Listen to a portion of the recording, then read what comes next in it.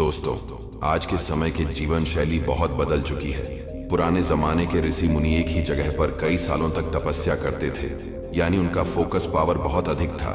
लेकिन आज के समय में यह सब नहीं है। अगर आपके मन में फोकस की शक्ति अधिक होगी तो आप जो भी काम करेंगे उस काम को अच्छे से कर पाएंगे और बेहतर रिजल्ट ला सकेंगे। आज की यह कहानी इसी फोकस की शक्ति को बढ़ाने के लिए है, तो आप इस वीडियो को शुरू से अंत तक जरूर देखिए। नमस्कार दोस्तों, इंस्पायर डेली यूट्यूब चैनल में आपका दिल से स्वागत है। चलिए इस फोकस की शक्ति को बढ़ाने के तरीकों को एक बौद्ध कहानी के माध्यम से समझते हैं। बहुत समय पहले की बात है। एक गांव में एक राजा रहता था। उस राजा के पास सब कुछ था, बेशुमार दौलत थी, अच्छी प्रजा थी जो उसका ख्याल रखती थी, उसके आदेशों का पालन किया करती थी।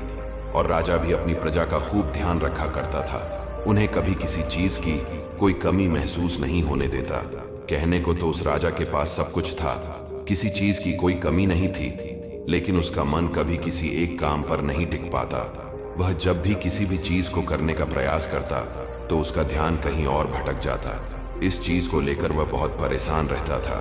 कई बार वह अपने बगल के राज्य के राजाओं से भी मिला तो सभी राजाओं ने उसे अलग अलग राय दी थी। सभी ने उसे अलग अलग तरीके बताए थे। जो भी तरीके उस राजा ने सुने थे उन तरीकों को अपने जीवन में उतारा, लेकिन उन उपायों से उसे कोई लाभ न मिला, जिसके कारण वह हमेशा चिंतित रहता, परेशान रहता। कई बार तो रातों को उसे नींद भी नहीं आती और वह केवल करवटें बदलता रहता। एक दिन राजा के कानों तक एक बात पहुंची कि उसके राज्य में एक ऐसा असाधारण व्यक्ति है जिसके शब्द अनमोल है, जिसके एक एक शब्द में जीवन का रहस्य छुपा है, जीवन का सत्य छुपा है। और उस व्यक्ति से मिलने के लिए लोग दूर दूर से आते हैं, क्योंकि हर व्यक्ति की समस्या का समाधान वह बहुत ही सरलता और आसानी से कर देता है। यह बात सुनकर राजा बहुत प्रसन्न हुआ। उसे लगा कि अब उसके सवालों का जवाब उसे मिल जाएगा। इतनी तारीफ सुनकर राजा ने यह तय किया कि वह तुरंत ही जाकर उस महान व्यक्ति से मिलेगा और उसे यह भी पता चल जाएगा कि जो लोग उनकी इतनी तारीफ कर रहे हैं क्या वह सच है या नहीं। अगले दिन सुबह सुबह वह राजा उस व्यक्ति से मिलने के लिए निकल गया। रास्ता कुछ ज्यादा ही लंबा था, जिस कारण राजा ने बीच रास्ते में आराम किया। वहां पर उपस्थित हर कोई उस व्यक्ति के बारे में जानता था। जब राजा ने उनसे उस व्यक्ति के बारे में पूछा तो वे लोग उस असाधारण व्यक्ति की खूब तारीफ कर रहे थे। तभी राजा ने सोचा कि लगता है यह व्यक्ति बहुत बुद्धिमान है, बहुत ज्ञानी होगा और प्रभावशाली व्यक्ति होगा, अन्यथा हर कोई उसकी इतनी तारीफ नहीं करता। जरूर ही उस व्यक्ति में ऐसी कोई बात अवश्य है जिसके कारण हर कोई उन्हें जानता है और उनकी इतनी तारीफ कर रहा है। उस व्यक्ति की तारीफ सुनकर राजा के मन में उस व्यक्ति से मिलने की उत्सुकता और अधिक हो गई। अब वह राजा जल्द से जल्द उस व्यक्ति से मिलना चाहता था, जिसके कारण वह आगे का सफर तय करना शुरू कर देता है। जैसे तैसे वह राजा उस व्यक्ति के आश्रम पहुंचा तो आश्रम में उसे कोई नजर नहीं आया। आश्रम के पीछे एक छोटा सा बगीचा था। जब राजा वहां पहुंचा तो उसने देखा कि एक माली बगीचे में काम कर रहा था। उसका पूरा शरीर मिट्टी से लटपट था और पैरों में भी कोई चप्पल नहीं थी। उसको देखकर राजा ने माली से कहा, सुनिए महोदय, इस आश्रम के मालिक कहाँ हैं? मैं उनसे मिलने आया। इस पर वह माली जवाब देते हुए कहता है, श्रीमान आप अंदर बैठिए, मैं उन्हें बुलाता हूँ, वह जल्द ही आपसे मिलेंगे। माली की यह बात सुनकर राजा अंदर कुटिया में जाकर बैठ गया और उस असाधारण व्यक्ति के आने का इंतजार करने लगा। कुछ देर प्रतीक्षा करने के बाद जब वह असाधारण व्यक्ति उस राजा के सामने पहुंचा तो उसने देखा कि यह तो वही व्यक्ति है जो बगीचे में काम कर रहा था। राजा ने उन्हें नमस्कार किया और बहुत हैरानी से कहा, अरे आप तो वही माली हैं जो बाहर बगीचे में काम कर रहे थे। लेकिन अब की बार तो वही माली एक बौद्ध भिक्षु के रूप में आया है। तभी बौद्ध भिक्षु राजा से कहते हैं, हे राजन, मेरा मजाक माफ कीजिए, मैं बगीचे में छोटा सा काम कर रहा था। मैं ही यहाँ का माली हूँ और मैं ही वह असाधारण व्यक्ति हूँ जिससे आप यहाँ इतनी दूर मिलने आए। कृपया करके अपने आने का कारण बताएं। इस पर राजा उन बौद्ध भिक्षु से कहता है, हे महाराज, मैंने सुना है कि आप जैसा व्यक्ति इस पूरे राज्य में नहीं है। मैंने आपकी बहुत तारीफ सुनी है, मैंने आपके बारे में कई सारी अच्छी बातें सुनी हैं। मैंने यह भी सुना है कि आपके पास जो भी अपनी समस्या लेकर आता है उसकी समस्या का समाधान आप अवश्य करते हैं। इसी कारणवश मैं आज आपसे यहाँ पर मिलने आया हूँ और मैं आपसे उपदेश सुनना चाहता हूँ, लेकिन मेरे मन में एक शंका है। इस पर बौद्ध भिक्षु राजा से कहते हैं, कैसी शंका? इस पर राजा कहता है, मैंने बहुत से विद्वानों को देखा है, बहुत से ज्ञानियों को भी देखा है। वे जब भी चलते हैं तो उनके पास तरह तरह की ध्यान की किताबें होती हैं। उनके पास ऐसा कोई ना कोई संकेत जरूर नजर आता है जिससे यह पता चल जाता है कि वे लोग ज्ञानी हैं। लेकिन आपके पास तो ना कोई ज्ञान की किताबें हैं और ना ही कोई ऐसी कला के संकेत आप में नजर आ रहे हैं, लेकिन उसके बावजूद आप बहुत शांत नजर आ रहे हैं। क्या आप मुझे इसका रहस्य बता सकते हैं? इस पर बौद्ध भिक्षु मुस्कुराने लगे और राजा से कहते हैं, मेरा ज्ञान तो इस संसार की प्रकृति के रूप में हर जगह है। मैं अपना ज्ञान जीवन की सरल और साधारण वस्तुओं से ही लेता हूँ। पर महाराज, आप यहाँ किस समस्या को लेकर परेशान हैं? कृपया आप मुझे आपके यहाँ आने का कारण समझाएं। इस पर राजा कहते हैं, हे गुरुवर, मेरे यहाँ आने का कारण यह है कि मैं किसी भी काम को लेकर लंबे समय तक उसी कार्य पर अपना ध्यान नहीं लगा पाता। मैं कुछ ही देर में उस कार्य से भटक जाता हूँ। कृपया करके मुझे अपने इस समस्या का समाधान बताएं। मैं इस बात से काफी चिंतित हूँ। बौद्ध भिक्षु ने सम्राट की चिंता को समझकर कहा, महाराज, आपकी समस्या मुझे समझ आ गई है। आप किसी कार्य पर ध्यान नहीं लगा पा रहे हैं, उसके लिए मैं आपको एक उपाय बता सकता हूँ, लेकिन आज आपको देर हो चुकी है। आप मुझे कल सुबह मिलिए। कल सुबह का समय ठीक रहेगा। कल सुबह जब आप मुझसे मिलेंगे तो मैं आपके सभी सवालों का जवाब आपको दे दूंगा। यह कहकर बौद्ध भिक्षु वापस अपने बगीचे में लौट गए और वह राजा भी वापस अपने महल लौट गया। लेकिन राजा को रात भर नींद नहीं आई।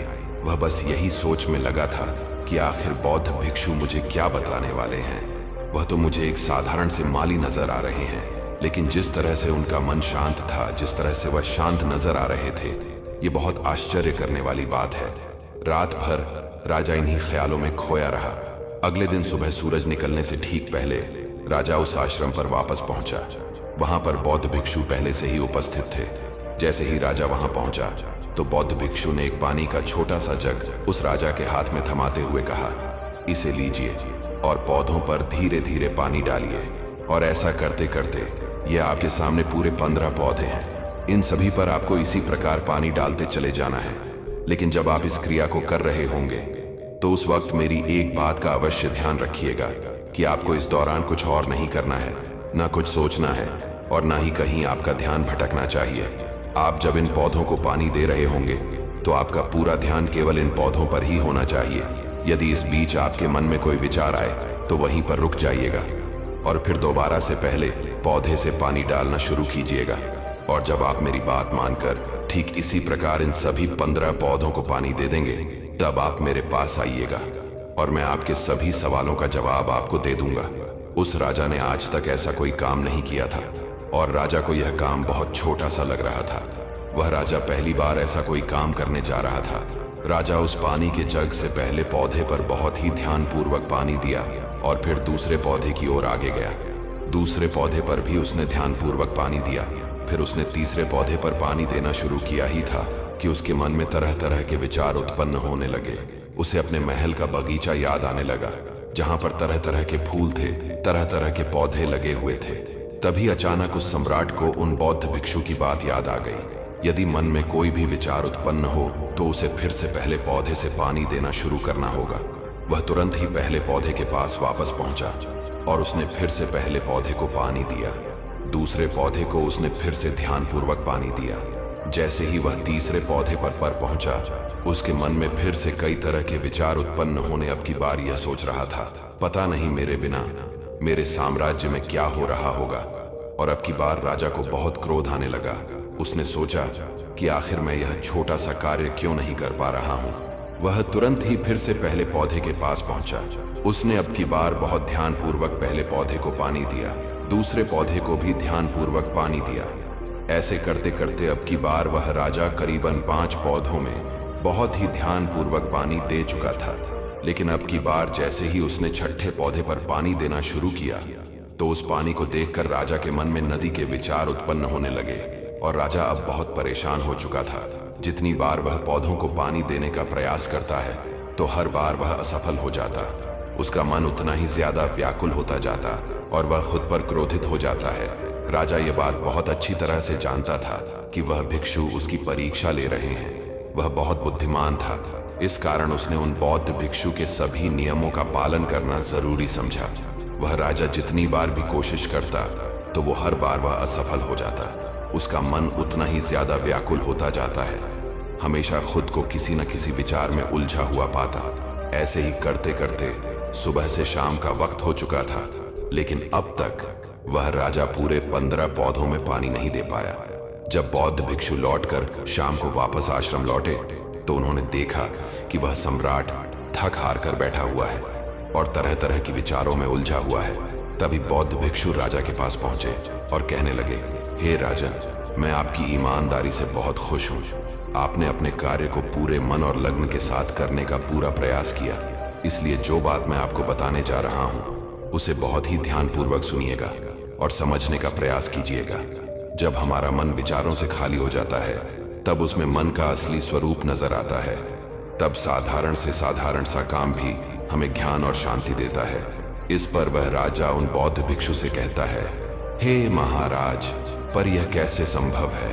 मैं तो जब भी कोई कार्य करता हूँ तो मेरे मन में कई तरह तरह के विचार उत्पन्न होते हैं और मैं उन विचारों में फंस कर रह जाता हूँ। वहां से बाहर निकलने का कोई रास्ता मुझे नजर ही नहीं आता।